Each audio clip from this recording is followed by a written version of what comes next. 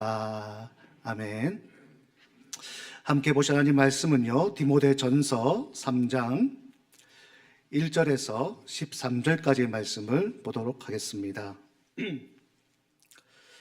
3장 1절에서 13절, 제가 먼저 1절을 읽겠습니다. mit보다 이 말이여 곧 사람이 감독의 직분을 얻으려 함은 선한 일을 사모하는 것이라 함이로다.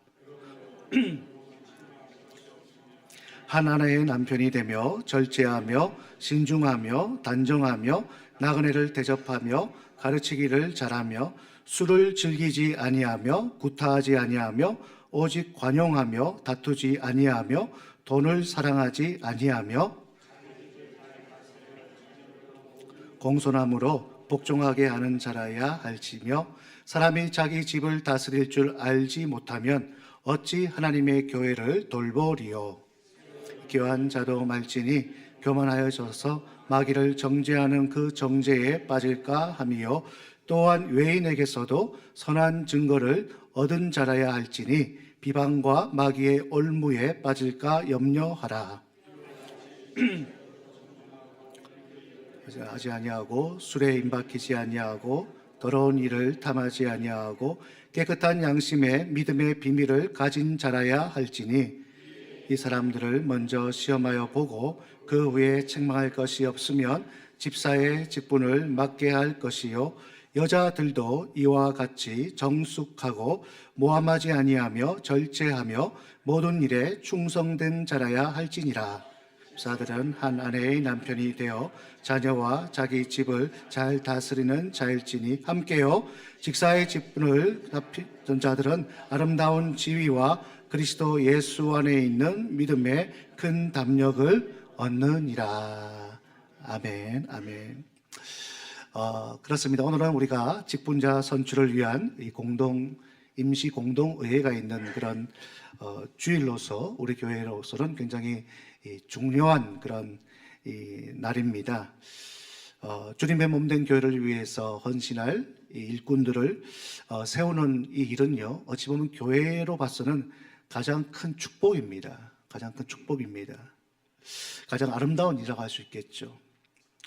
무엇보다도요, 이 직분자를 세우는 일은요, 사람이 하는 것이 아니죠. 사람이 하는 것이 아니라 교회의 머리가 되시고 교회의 주인 되시는 우리 예수님께서 이 모든 것을 관장하시고 계획하시고 주관하시고 세우신다는 사실을 반드시 믿으시기 바랍니다.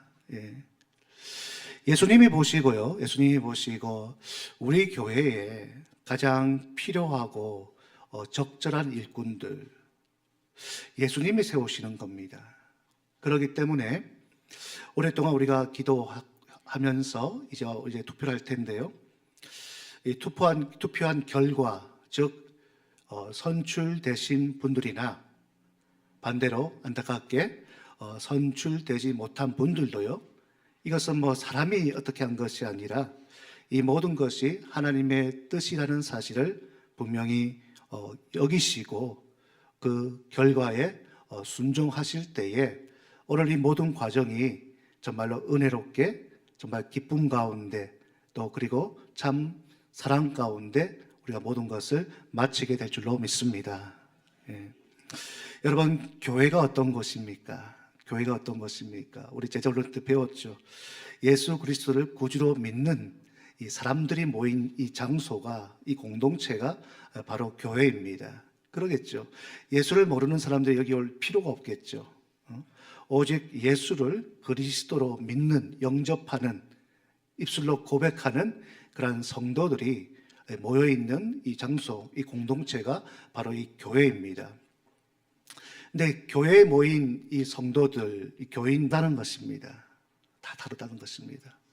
달라도 다 다르지 않습니까? 다 외모도 다르고 생각하는 것도 다르고 살아온 그런 여정도 다르고 지금 현재 상황도 다 다르시고 서로가 다 다릅니다. 서로가 다 다르기 때문에 이런 서로 다른 이 공동체 안에서 갈등이 일어나고 또 문제가 생기고 그런 일들이 생기는 것 어찌 보면 너무나도 당연한 일입니다. 하지만 이렇게 서로가 너무 달라도 너무 다른 우리가 하나가 될 수 있는 이유가 무엇입니까? 바로 우리가 구주로 믿고 섬기는 바로 예수 그리스도. 그분을 통해서 서로 다 다른 우리가 하나가 되고 하나의 공동체가 되고 한 교회를 섬기고 있다는 사실입니다. 그렇기 때문에 우리 교회의 주인은요, 다시 한번 말씀드리지만 여러분이 아닙니다. 김 목사가 아닙니다. 우리 당회가 아닙니다. 바로 우리 교회를 위해서 세우시기 위해서 피 흘리시고 보혈을 흘리신 바로 예수 그리스도. 예수 그리스도가 우리 교회의 주인이시고 예수 그리스도가 우리 교회의 머리이시고 바로 그분이 우리 교회를 다스리고 이끄신다는 사실을 분명히 믿으시기 바랍니다. 두 번째 특징은요, 이 교인들, 이 교회 안에 있는 모든 교인들이 첫 번째는 서로 다 다르고 두 번째는 온전하지 못하다는 얘기입니다. 완전하지 못하다는 얘기죠. 서로에겐 다 약점이 있고 단점이 있고 부족한 점이 있고 연약한 점이 다 있습니다. 완전한 사람은 단 한 사람도 없습니다. 이 자리에서 나는 완전합니다 하고 손들어 보실 분들이 아무도 없습니다. 다 조금씩은 문제가 있고 기도 제목이 있고 필요한 부분이 있고 단점이 있고 약점이 있다는 얘기예요. 그런데 놀라운 사실은요, 이렇게 온전치 못하고 부족하고 성숙하지 못한 이런 우리들에게 예수님께서 이 교회를 맡기셨다는 얘기예요. 참 이상하지 않습니까? 완전하신 예수님께서 그냥 이 교회를 이끌어 가시고 이 교회를 주도해 나가시면 더 좋을 것 같고 더 완전할 것 같은데 우리 예수님의 그런 일하시는 방법은 그러지 않다는 얘기입니다. 이렇게 부족하고 연약하고 모든 것에 온전하지 못한 우리를 세우셔서 우리를 하나님의 일꾼으로 세우시고 직분자로 세우셔서 주님과 함께 완전하지 못한 우리를 주님과 함께 이 사역, 이 교회 사역, 가장 큰 사역이 무엇입니까? 바로 하나님 나라를 확장시키시는 이 사역을 위해서 저와 여러분을 부르셨다는 사실입니다. 그렇기 때문에요, 우리는 완전하지 못하다고 해서 실망할 필요도 없고 우리가 부족하다고 해서 절망할 필요도 없습니다. 왜냐하면 내가 하는 것이 아니라 여러분 직분자들, 여러분들이 하는 것이 아니라 주님께서 여러분을 부르셔서 주님과 함께 이 교회 사역을 이끌어가기 때문에 여러분이 하실 일은 정말 착하고 충성된 종의 모습으로 열심을 다해 주님 손 꼭 붙잡고 이 교회를 위해서 헌신하는 일입니다. 이를 위해서 오늘 주님께서는 우리 교회에 아주 귀한 직분자들을 세워 주실 것입니다. 그렇기 때문에 여러분, 교회의 직분은요, 높아지는 자리가 아닙니다. 이제 내가 권사가 되었다고 해서, 목사가 되었다고 해서 남을 명령하거나 시키는 그런 자리가 아니라는 얘기예요. 오히려 더 낮아져서 주님이 맡겨주신 사명을 위해서 더 열심을 다해 일하는 자리가 바로 이 직분의 자리입니다. 집사를요, 헬라어로 디아코노스라고 하는데요, 이것을 풀이하면 디아는 뭐뭐를 통하여, 그리고 코니스는요 먼지라는 그런 의미를 가지고 있습니다. 무슨 말입니까? 먼지를 통하여, 쉽게 풀이하자면 먼지를 뒤집어 쓰는 채로 일하는 그런 직분이 바로 집사라는 얘기예요. 그냥 가만히 앉아서 이제 내가 직분을 받았다고 나는 이제 다 됐다고, 그것이 아니라는 얘기입니다. 오히려 더 먼지를 뒤집어 쓸 정도로 열심을 다해서 일하고 헌신하고 충성하는 자리가 바로 집사이며 직분자의 자리인 것입니다. 정말 먼지를 뒤집어 쓰면서까지 주를 위해서 또 몸된 교회를 위해서 정말 열심을 다해서 일하는 그 일꾼, 바로 오늘 그 일꾼들이 예수 그리스도의 그러한 은혜 가운데, 예수님의 뜻 가운데 우리 교회 가운데 반드시 세워질 줄로 믿습니다. 오늘 본문에서 사도 바울은 그의 제자였던 이 디모데에게 이제 교회의 리더들이죠. 지도자를 세울 때 가장 중요시 여겨야 할 것이 무엇인지를 이렇게 알려주고 있습니다. 오늘 쭉 읽어보지 않았었습니까? 첫 번째로요, 바울은 무엇보다 교회의 리더의 그러한 뭐라고 할까요? 핵심이 되어야 할 그런 분명한 그것이 있다고 얘기합니다. 교회의 리더는, 교회의 직분자는 다른 건 몰라도 반드시 이래야 한다. 반드시 이래야 한다는 것을 지금 강조하고 있는데요. 그 말씀이 바로 1절에 나와 있습니다. 우리 함께 읽도록 하겠습니다. 미쁘다 이 말이요 곧 사람이 감독의 직분을 얻으려 함은 선한 일을 사모하는 것이라. 여기서 여러분들이 눈여겨보셔야 할 단어는요, 미쁘다입니다. 미쁘다. 사전을 찾아보면요, 믿을만하다, 신뢰할만하다, 맡길만하다, 이것을 성경적 언어로 풀이하면 신실하다는 것입니다. 즉 교회의 일꾼은 다른 건 다 제쳐놓고라도 반드시 신실한 일꾼이 되어야 한다는 것입니다. 신실한 일꾼, 어디서 많이 들어본 소리지 않습니까? 왜냐하면 우리 하나님이 신실하신 분이시기 때문이죠. 무슨 말입니까? 절대 변하지 않으신 하나님이시죠. 시간이 흐르면 세상도 변하고 상황도 변하고 내 마음도 변하고 환경도 변하고 다 변하지만 우리를 향하신 하나님의 그 사랑, 우리를 향하신 하나님의 그 약속은 절대 변하지 않는다는 겁니다. 그것이 바로 하나님의 신실하심이죠. 거기다가 우리에게 약속하신 그 언약, 말씀, 그 약속들, 내가 너희를 사랑한다, 내가 너희와 영원히 함께 할 것이다, 이 약속이 시간이 지났다고 해서 상황이 이상하다고 해서 변하고 변질되는 것이 아니라 하나님은 이 약속을 지키시기 위해서 지금도 일하시고 계시며 언젠가는 하나님의 때에 반드시 성취하시는, 이루시는 신실하신 하나님이심을 믿으시기 바랍니다. 우리가 정말 포기할 수 없고 영원히 하나님을 소망할 수 있는 이유가 바로 여기 있다는 얘기예요. 신실하신 하나님. 우리의 모습만 보면 신실하신 하나님을 믿기가 어렵죠. 늘 하나님을 배반하고 하나님 마음을 아프게 하고 불순종하고 충분히 놓으시고 포기하셔도 수천 번 수만 번 해도 괜찮을 텐데 끝까지 우리를 붙잡고 계시다는 얘기예요. 끝까지 우리를 포기하지 않으신다는 얘기입니다. 끝까지 우리에게 주신 그 약속을 지키시고 성취하신다는 사실입니다. 왜요? 신실한 그런 일꾼들 찾는 것이 아닙니다. 하나님이 찾으시는 일꾼은요, 다 제껴놓고 단 한 가지입니다. 신실한 일꾼입니다. 모든 것을 맡겨놔도 믿음직하게 그 자리에서 변치 않고 끝까지 그 자리를 지키는 그러한 신실한 일꾼. 여러분, 아브라함이 어떤 사람입니까? 우리에게는 믿음의 조상, 대단한 인물이지 않습니까? 하지만 아브라함의 그 뒷면에는 얼마나 그가 연약한 점이 많았습니까? 하나님 앞에서 얼마나 그렇게 부족한 점이 많았습니까? 하지만 그럼에도 불구하고 하나님께서 아브라함을 하나님의 언약의 자손으로 세우신 이유가 있다는 얘기예요. 뭔지 아십니까? 그가 하나님 앞에서 신실했기 때문입니다. 그 말씀이 느헤미야 9장에 나와 있습니다. 우리 함께 보도록 하겠습니다.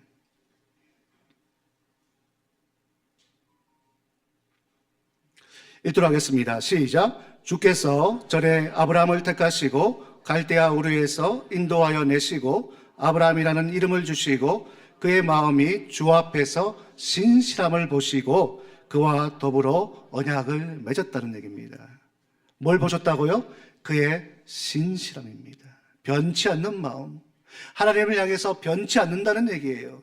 힘들다고 해서 하나님을 멀리하고 또 기쁘다고 해서 하나님을 가까이하고 그게 아니라 항상 그 자리에서 변치 않는 그 믿음으로 섬겼던 이 아브라함의 신실함을 보시고 하나님은 그와 언약을 맺었을 뿐만 아니라 그 언약을 성취해 주셨습니다. 그렇습니다.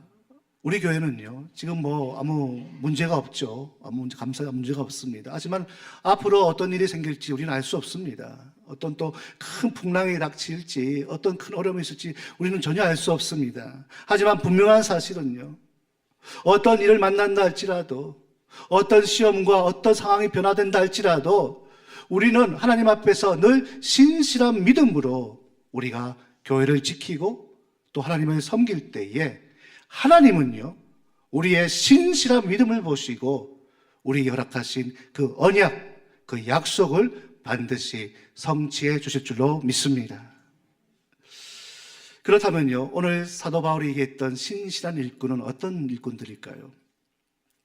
신실한 일꾼들의 기준에 대해서 오늘 너무나도 많은 그런 것들이 쭉 나와 있는데 이 가운데서 딱 세 가지만 제가 뽑아서 여러분들에게 알려드리겠습니다. 첫 번째는요, 교회를 사랑하는 자가 바로 신실한 일꾼입니다. 3절 말씀입니다. 함께 읽도록 하겠습니다. 시작. 오직 관용하며 다투지 아니하며 돈을 사랑하지 아니하며. 대부분의 사람들은 돈을 가장 원하고 사랑하지 않습니까? 근데 신실한 일꾼은 뭐라고요? 돈을 사랑하지 아니하며. 다르게 얘기하면 돈보다 하나님과 몸된 교회를 더 사랑하는 자가 바로 신실한 일꾼입니다. 여러분, 사랑하는 대상이 생기면 어떻게 됩니까? 사랑하는 그 대상을 위해서 모든 것을 다 내어주지 않습니까? 이것도 사고 저것도 사고. 근데 전혀 아깝지가 않아요. 그 사람을 위해서 일하고 헌신하는 것이 전혀 힘들지가 않습니다. 오히려 더 기쁩니다. 즐겁습니다. 왜요? 사랑하기 때문이죠. 여러분, 사랑하는 자녀를 위해서 여러분들이 뭐 돈을 쓰시고 이렇게 하시는 것이 아깝습니까? 아마 그런 부모님들은 아무도 안 계실 것입니다. 마찬가지로 우리 하나님은 저와 여러분을 너무나도 사랑하셨기 때문에 가장 아끼시던 독생자 예수님을 내어주셨습니다. 우리 예수님은 여러분을 너무나도 사랑하셨기 때문에 정말 피 한 방울 물 한 방울 아낌없이 모든 것을 다 내어주셨습니다. 왜요? 정말로 사랑하기 때문이죠.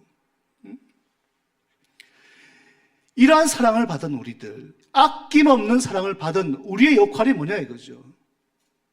우리도 마찬가지로 이런 아낌없는 사랑을 받았기 때문에 주님을 위해서, 몸된 교회를 위해서 아낌없이 교회를 사랑하고 또 주님을 사랑해야 한다는 얘기예요. 그런 일꾼을 하나님께서 찾고 계십니다. 정말로 주님을 사랑한다면 교회에서 헌신하는 것이 전혀 힘들지가 않습니다. 왜요? 내가 이렇게 하는 일을 통해서 내가 사랑하는 주님께서 기뻐하실 그 모습을 그리면요, 전혀 힘들지가 않다는 얘기예요.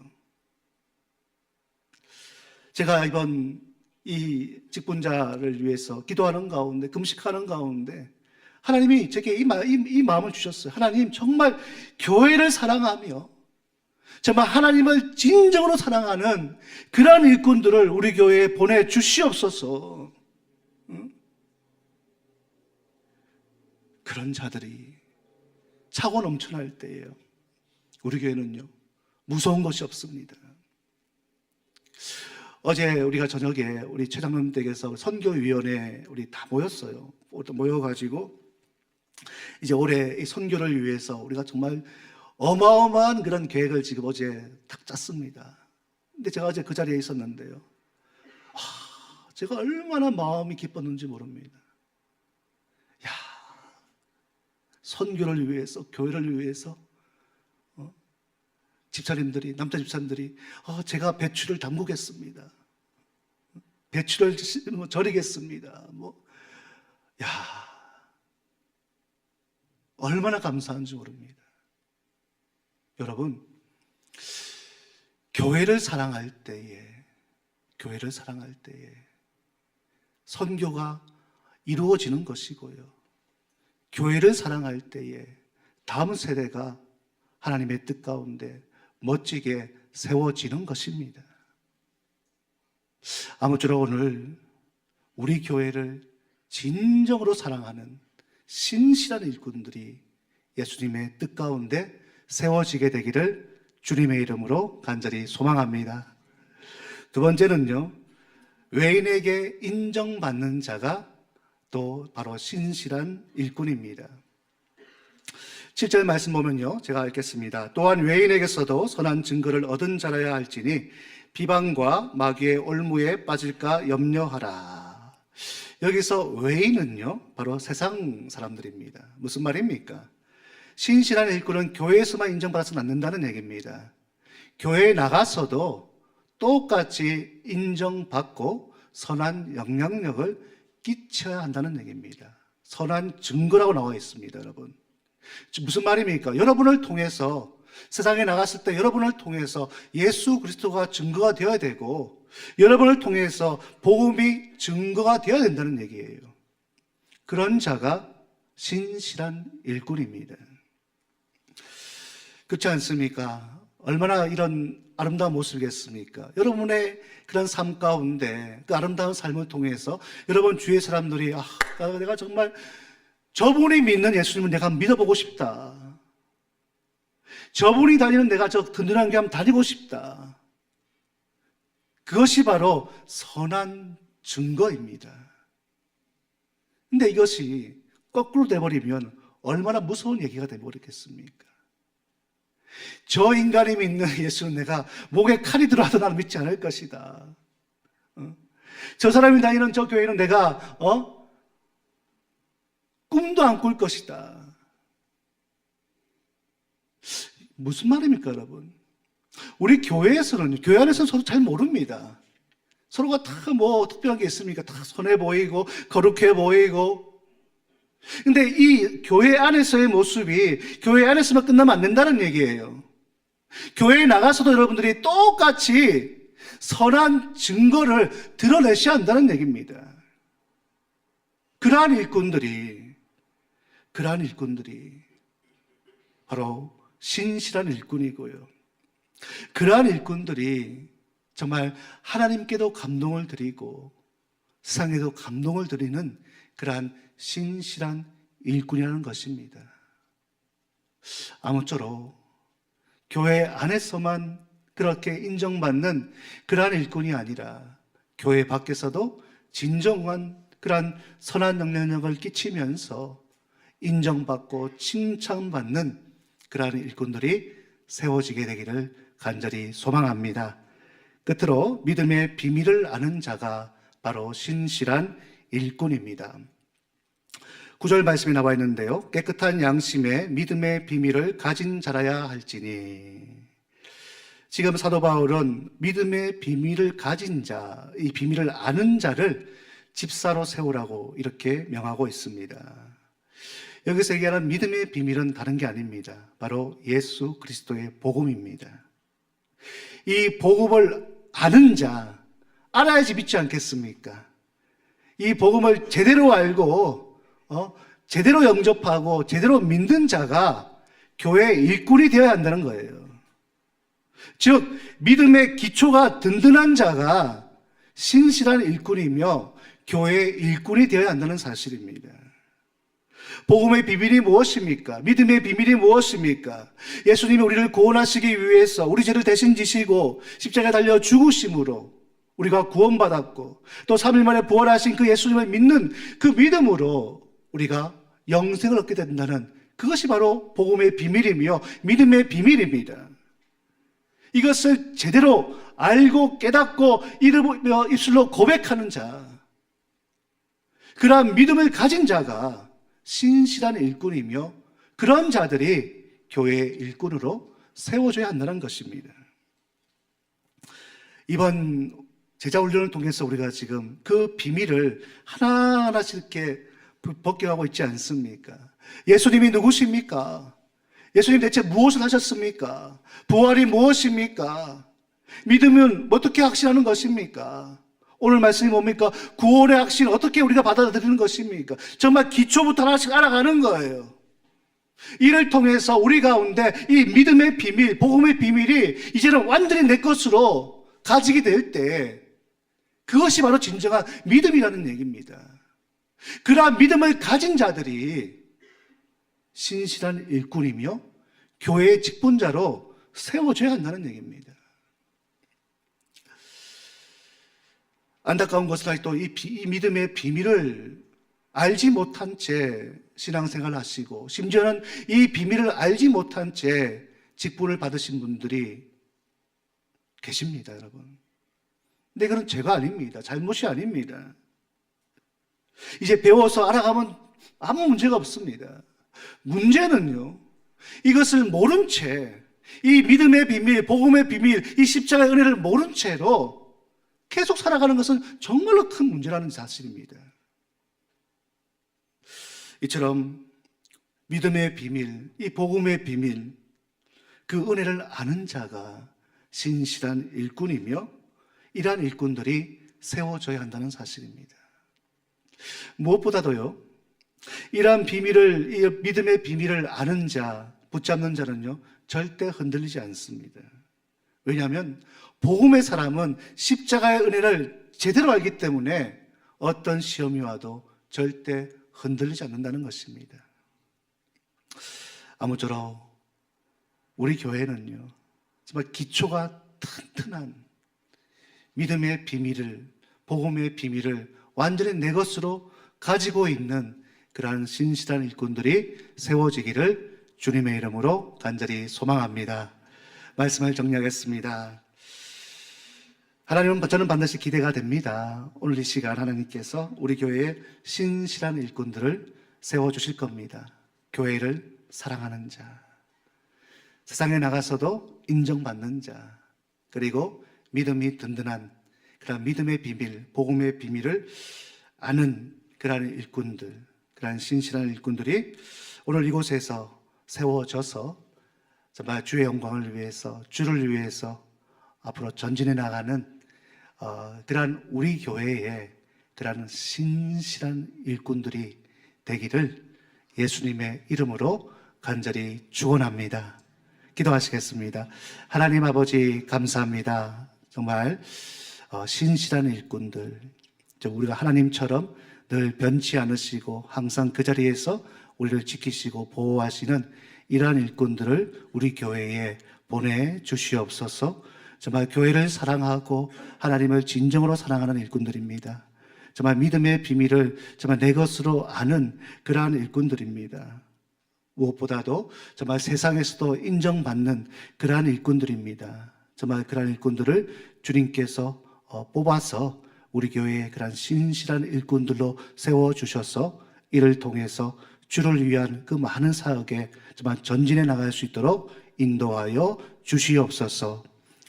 지금은 우리 주 예수 그리스도의 크신 은혜와 아버지 하나님의 무한하신 사랑과 성령님의 교통하심이 신실한 일꾼으로 세워져서 주를 위해서, 몸된 교회를 위해서 헌신하기를 소망하는 사랑하는 주의 백성들 그 머리 위에 지금으로부터 영원까지 함께 하시기를 간절히 축원하옵나이다.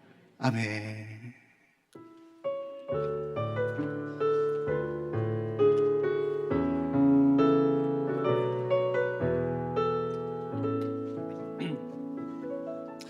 네, 바로 이어서